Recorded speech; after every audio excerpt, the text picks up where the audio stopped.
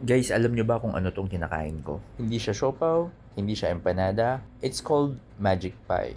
A traditional Chinese meat pie na galing pang Harbin, China. At ngayon, meron na siya dito sa Maynila. Actually, several months ko pa siya nakikita dito sa May Tomas Mapua. Pero ngayon ko pa lang siya matatry. Ang tawag sa kanya pala sa Mandarin ay Xianping. So, yung preparation ng dough niya parang pizza.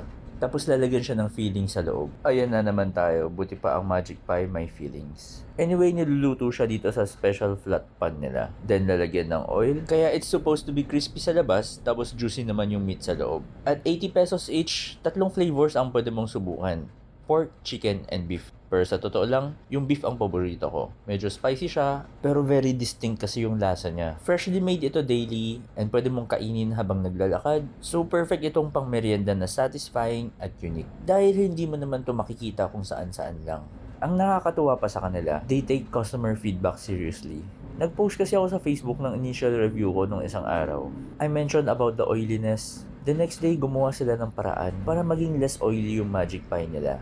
So, good job sa mababait na owner nila and mga friendly na staff. Again, this is Jancy. Thanks for watching. See you around in Binondo.